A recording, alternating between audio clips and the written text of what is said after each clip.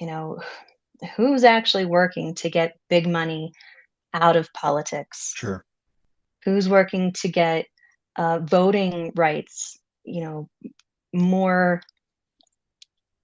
enforced and Hmm. strengthened, Hmm. so that we actually have a way to be involved in democracy. Welcome, everyone. This is Nick Allen with Better Together, and today we're welcoming my friend, Jamie Porta. Jamie, welcome to the show.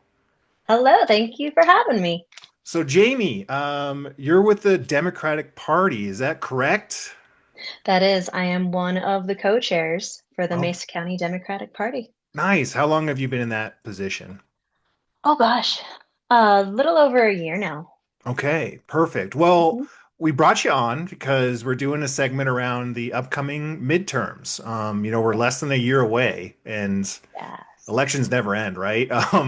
But Unfortunately, they don't. right? Seriously, Yeah. seriously. So we're just talking to each of the local large parties here. You're our first one. So first off, why are you a Democrat? What does that mean to be a Democrat to you? For me, it comes down to simple pay now or pay more later. Mm, And that's to say we should invest in schools, healthcare, instead of having the societal cost as well as the increased monetary costs of prisons and chronic health issues. I feel like ideally the Democratic Party addresses issues like that in their platform, and those are what align with my values. certainly. What was your first Yeah. step into politics? I got involved right after the very first Women's March. Mm, Um, just, shocked at what I was hearing about national politics. I hadn't really paid much attention until then. I hmm. guess I would have considered myself an environmentalist, working for the recycling company, trying to get that on Mesa State campus back when Nice. I was back in the day. So the environmental side led into that as well. But Mhm. yeah, jumping in at the Women's March and being energized and seeing the crowds and saying, "Okay, I need to get involved. What do we need?" And finding the Democratic Party. Yeah, so that was 2016. Mhm. Okay. Yeah. Were you always a registered Democrat and just hadn't been activated, or were you independent and then became? Do you remember? I think I was always Democrat. I know No, sometimes it's hard to I recall. know, way back in the day. But back then, independents didn't really have much power. They Hmm. couldn't vote in the primary, so it didn't make much sense to be an independent then, unlike now. Right, totally. Yeah, I'd like to get your thoughts on that part too. But Mhm. before diving into, party specific things here about yourself, how did you become co-chair? Like that's a big move over the last, 9 years. Getting engaged at that grassroots level and just saying, "Hey, I want to help," and now in a leadership position. What was that like? How did you get to it? Yeah. Um, Well, to step it back a little bit, I am an IBEW union member, so with the Awesome. electricians. Going to my union meetings kind Hmm. of taught me parliamentary procedure and structures of organization, and also like that's grassroots democracy. My when I go to a union meeting, my vote matters, and so that was actually my first step in. So when I got involved with the party, just finding out when the meetings were, showing up regularly, actually being someone they could depend on. I think I volunteered at a couple of the farmers market booths. Um, and then, back then and even more so now, we are needing more people to get involved. It's definitely an older demographic Hmm. here in Mesa County in general. So we've got people who are still building floats, driving the truck, organizing these things. So we definitely need some younger blood. So as I had stepped up, it was kind of just like, yeah, take it. Right. Yeah. They're like, "Hey, um, Jamie, here's some more things." Yeah. Totally. yeah.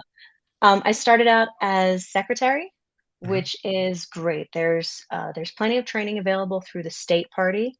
And then just here locally, past secretaries kind of walk you through it, and we'll make sure everyone's comfortable with what they're doing. And at any point, any questions, we can always get answers locally or from the state level. Again, that's the beauty of the structure of organizations, even though it does get very frustrating at the top. Sure. Yeah. Right. Well, speaking of like that entry portion, how does somebody just that, is starting to get politically active like you were, either as a young person or just like hasn't in generations, is looking to get back into it? Yeah. How do they get involved with the local party? You can find us on our website, Hmm. mesacountydems.org. Facebook is also got, that messenger function.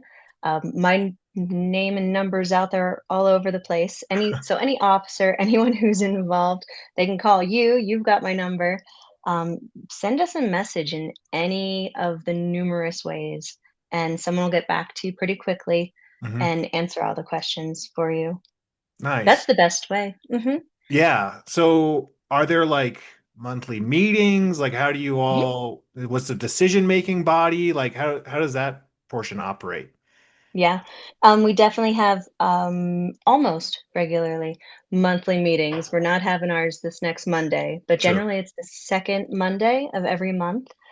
We've got our office down at the Lowell School Building that's on the corner of 7th and Grand.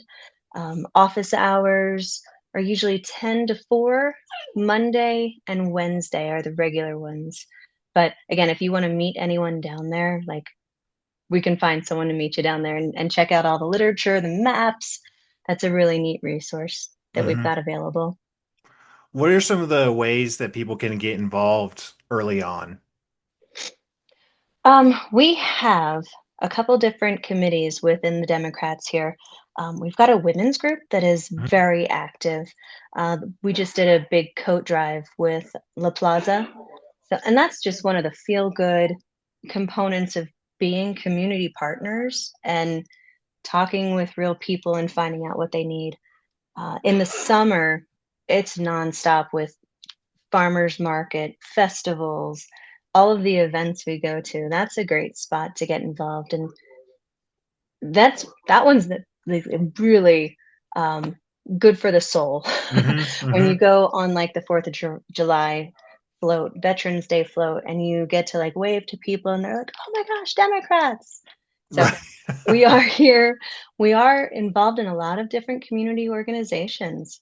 Um, we try to have guest speakers from any of the progressive liberal organizations at least every other month. Hmm. So the women's group is one. We've got a veterans council that just recently started. So if Cool. you're progressive leaning veteran, want to get involved, we've got folks for you that are having monthly meetings and making sure that there's a support system and ways to stay active. Other ways to get involved, yeah, just coming to the meetings is huge. Meet people, talk. We're always looking for volunteers, but don't let anyone burn you out on that, Sure. because Yeah. they would do it. um, They'll we look sign you up for for everything. everything, which is great. I mean, if you're Hmm. ready to jump in, it's very fulfilling, and Right. and there is a need for it. So yeah, right now we mostly just have office volunteers, someone to be there to answer questions, help connect people to resources. Um, and then we are getting, well, let me back it up. And I know we'll get into this more with the election stuff, Hmm. but precincts Yeah. are the designated neighborhoods politically. And so we're supposed to have two precinct organizers for everyone. I think we've got 60. I made notes. Look at how prepared I am. We have 67 precincts. We're Wow. supposed to have two precinct organizers for each neighborhood. And I think we've got a little bit more than half of that. Well, maybe a little bit more. Maybe three-quarters of those positions are filled, but not everyone's very active. Sure. So if you want to get active on your neighborhood level, that's the way to start. I did that for a couple years with Don Bell, who was a Hmm. fantastic teacher. We give you training, and then we'll give you lists of all the Democrats in your neighborhood. And you then, as a representative of the Democrats, reach out to them, find out what they're involved with, find out what their concerns are, make those community connections so that people don't have what is generally a right criticism of saying, you only care about me when it's election time. Mm. Because we don't. It's just Hmm. hard with the limited number of volunteers we have to reach out and make those connections early on. But we try. Yeah. Well, I mean, just like that's what 134 if you're like wanted to fill up the whole group, and that's a lot of people to try and find. But I think that's a great Mhm. point to just start hyper local. If Yes. you're wanting to get in, you can, yeah, find out start talking to your neighbors early on, not Mhm. just during election season, and meet new Yeah. people. That's one of the coolest things that I've experienced in organizing is just all the different people you get to meet. It's really Mhm. special for sure. Yeah, I Who? agree. And a couple years back, we divided all of Mesa County, because it's huge, into Mhm. 7 different, geographical regions. We've got, like, out west, east, Orchard Mesa, Clifton, the Redlands, downtown, a central, and a north. I probably missed one in that quick rattle off. Sure. But that helps a lot, and so every precinct organizer, besides having the connection to the officers of the party, other precinct organizers, has one lead that we call a DPO, so a district precinct organizer, Mm. and our DPOs are fantastic, and they kinda can help lead the way, and they'll be your first point of contact for any questions or issues. So, it's Yeah, not sometimes it feels like you're thrown to the wolves. It's like, "Here's a list of people, call your neighbors." It's right. like, it doesn't have to be that scary at first.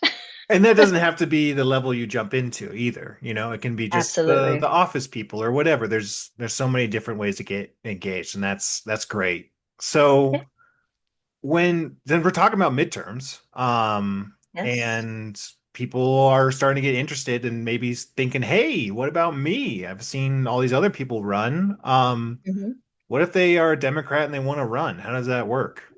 mhm. There are 2 ways to get into the primary. Um, let's see. If you are a registered Democrat by Hmm. February 9th, you can, take part in caucus, which is again, all of those precincts get together somewhat locally. I think we're going to have 5 different areas this year that we're going to meet up at. Um, and you participate and you volunteer to be a delegate, which means that you will go forward to the county assembly, which is going to be later that day out in Clifton. Okay. Um, at that point, we've got openings for all of the House districts, and I mean, at that point, very late in the game, Hmm. you can raise your hand and say, "Hey, I'm interested." We vote as long as you get 30% of the vote from Mesa County, you go on to the state assembly at that point, and then the state assembly votes, and I think you need also 30% of that to advance to get onto the primary ballot. So that's one way to do it, is to go through the caucus and assembly programs. The Hmm. other way, especially if you've got money, is to have a petition. Hmm. That's what Polis did. Hmm. There are ways to do both, but then you need different levels. I think you have to get 10% at assembly, and then have your full petition number still. Okay. Okay. So it's a risk. If you don't get that 10% at assembly, then it doesn't matter how many signatures you get. So if Gotcha. you've got a team and can get people to knock doors and buy signatures, no, and get signatures for you, then you can get on the ballot that way too. So even for like a local race, because we have a bunch of county positions open this year, I do. plus House District 54 and 55. Does Mhm. someone that wants to run for something local, do they still go to the state and need that 30% from the state delegation, or does just the local Mesa County Dems suffice? At the local county level would suffice. Okay. But for Yep. larger, like Congressional District 3, Jeff Hurd's district, that's where you would Yes. then go to the state to get. Yep. Oh, okay. Yeah, Okay, you've got it. Thank you for gotcha. wording that better No, that's than I did. okay. Yeah, I'm piecing it together. I've Mhm. been a delegate once. I didn't go to the state level, or I guess like just a caucus member. But Mhm. yeah, what do you think about the caucus? A lot of people have talked about it's getting kind of archaic. Some other people like it because it's, you get to actually, it's old school and you get to, talk Mhm. with people and convince others and walk across a Yeah. room. Like, I mean, what are your thoughts? Um, it is important to understand the historical, how that came about, back when it was only neighborhoods and, Hmm. we didn't all have Zoom for everything. You had to meet with your neighbors and figure out who was going to take the horse and buggy on to the next one. I mean, it's been written like that, which is pretty cool. Frustrating now because it is so expensive. Mm, Um, we are a small-ish, I guess we're considered medium-sized local party. hmm. So the cost of renting, the community centers, all of these meeting spaces, and then the time it takes to prep for all of this, the paperwork that's got to be printed out and prepared ahead of time. There's a huge amount of money put into it and also time for the Hmm. volunteers. It's going to be pretty consistent work for the next 2 months. Right. So in that Let alone way, day it's a of. lot. Day of's Oh like gosh, crazy. madhouse. Yeah. Yes, it'll be wild. But it's always fun because we've got people who've done it so many times before. It does go fairly smooth. This year's going to be interesting. If there's anyone who can't make it physically to caucus, then you also miss out on like that neighborhood get together feel. Hmm. Um, but it is tough. So if you contact the party at least 30 days before caucus and let us know you can't make it, we have to offer a Zoom option, a Okay. virtual option. So that's going to be the tricky part this year is Sure. figuring out, along with our limited number of volunteers who are going to be doing three different things each, who's going to run the Zoom and pay attention to that and count the ayes and the nays. So there's always something exciting. It sounds like it. What a time to jump in. I mean, if you Oh want to gosh. trial by fire and learn the nitty-gritty of party politics, Oh gosh. yeah, caucuses are a way to do it for sure. So what Mhm. what was the date again that you mentioned? You said February 9th? February 9th, you have to be registered as a Democrat, and Okay. then caucus is going to be on March 7th. March 7th. Okay. So Hmm. those Yep. are big dates to be Yes. aware Yep. of, especially if you're interested in running as a Democrat. Yep. Great. Yeah, Cool. for Well, sure. thanks, Jamie. I mean, that's a big, important aspect of just, it's so key to democracy to have multiple people running, in my Hmm. opinion, just to give voters options. And Yeah. I continue to be frustrated when it's just a single candidate, and sometimes even with two candidates, neither represent, my opinions, and that's tough too. So I'm all Hmm. for the more the merrier Yep. in every type of election. So, Absolutely.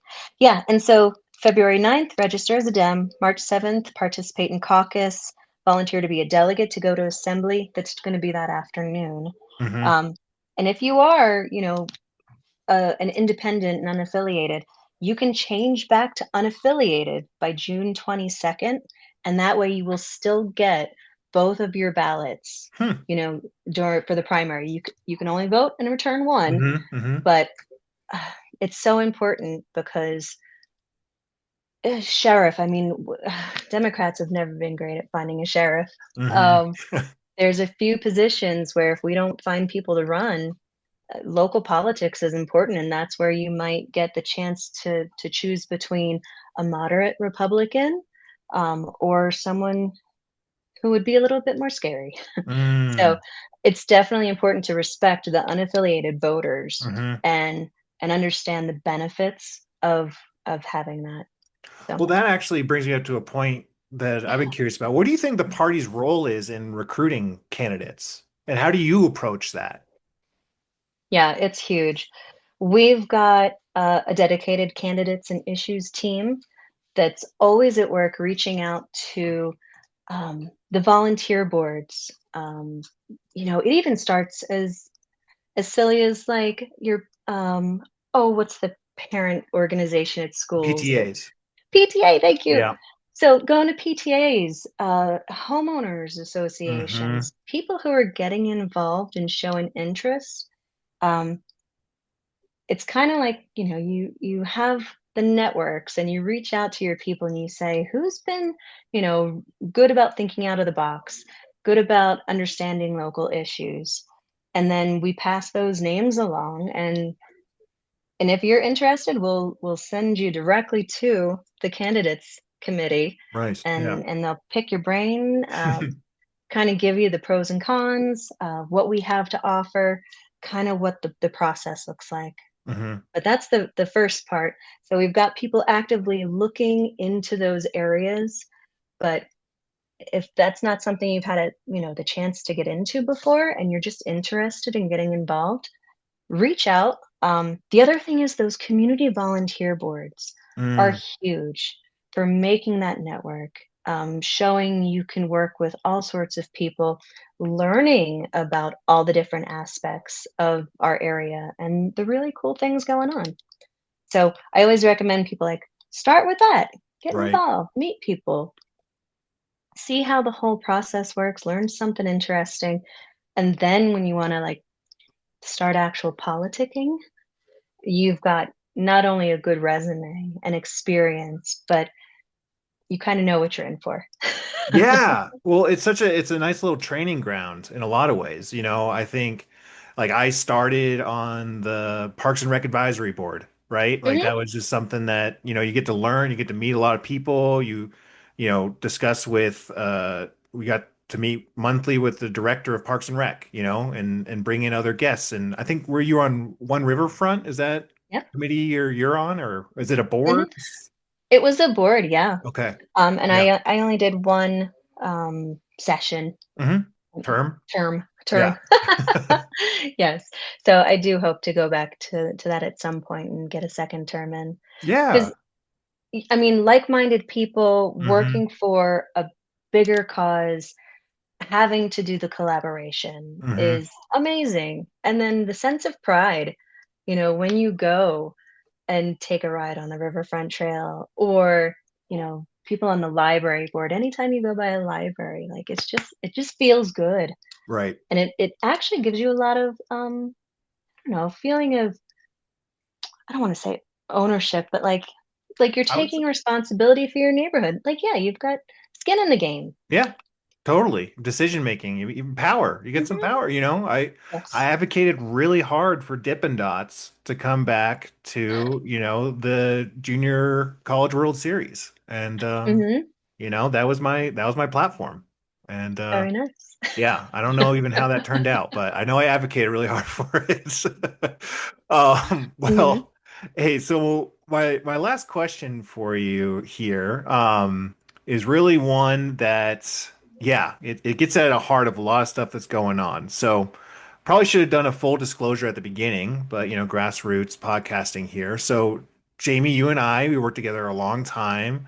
I was a Democrat for a while, independent before, then Dem for a bit, and now back to independent. Hmm. But I've always had my opinions on the party, so thankfully I can step away from this question because I'm not in a party. But Gallup, the polling agency, did a poll, and Democrats are currently at 37% favorability.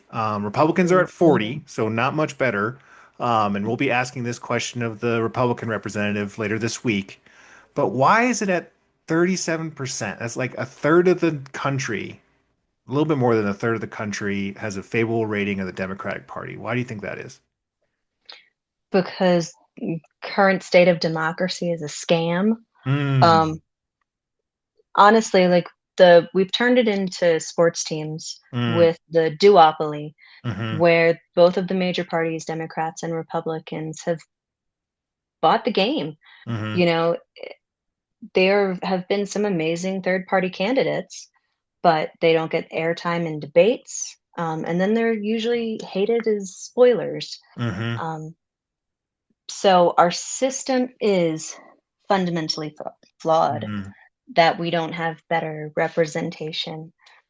Um, but I am always hopeful that it can be changed from inside as well as from outside. Hmm. I mean, that's why I'm involved. Um, seeing how the New York election race went, like, yes, there is a chance to make real change that the majority Hmm. of people want. You know, we all want to legalize marijuana. We all want voting rights. We all Hmm.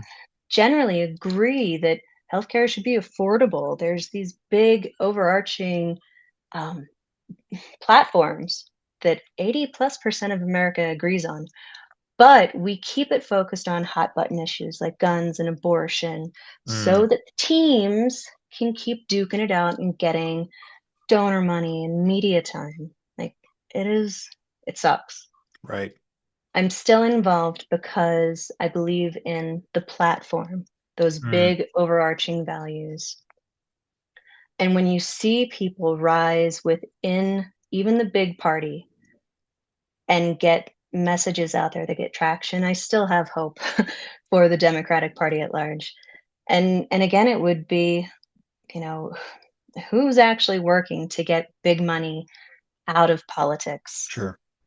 Who's working to get voting rights, you know, more enforced and Hmm. strengthened, Hmm. so that we actually have a way to be involved in democracy more than just two options, like you were saying, two options that I really don't believe in very much every 2 years. Like Hmm. it's frustrating, and it's frustrating intentionally. Mm. So to get involved locally, all politics start local. Hmm.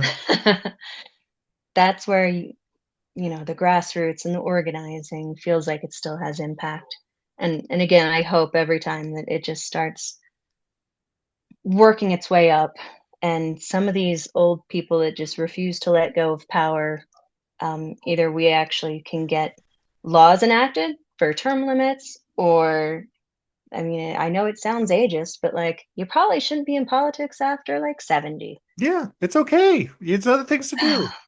Yes, Enjoy your enjoy golden your years. retirement. Yes, still be an advisor, but Hmm. it's not the place to have octogenarians voting on technology, which is changing so rapidly, and they can't necessarily set the clocks on their VCRs. Sure. Right. Yes, I know. I like the always when they drag up the social media, Zuckerberg and others, and then they're like, "Can you tell me how my phone works?" And you're just like, "Oh my Yes. God, that's like Yeah. this is not good. This is not good at all." Yeah. I saw one today that and I don't know how old it was, but that there was a lost congresswoman, a Republican out of Texas. She Oh, just sure. didn't report to work for 6 months and nobody knew about it. And they found her in like an Alzheimer's unit Mm, and she was still getting paid and working sure. technically. Well, I mean, we got And the we've Feinstein example too, right? And it's just like yes, yeah. having people whisper, "No, Senator, you're supposed to vote no." Oh, okay. It's just like, Hmm. this Yeah. is not good. I mean, everything about, the Biden kerfluffle at the end there was Hmm. that was tough. We've got plenty of Democrats who just don't know when to stop. Well, And I would I'm say across excited the about board. some of Yeah. yes, yeah, Right. for sure. But I've got more of a right to complain about Sure. people on my side. Well, I mean, that does seem like there's a new generation, that there's some new energy coming into the party. Mhm, I so appreciate and understand where you're coming from of just like trying to fix from the inside. I think, mhm. I gave it my shot and was like, oh, this is just not working.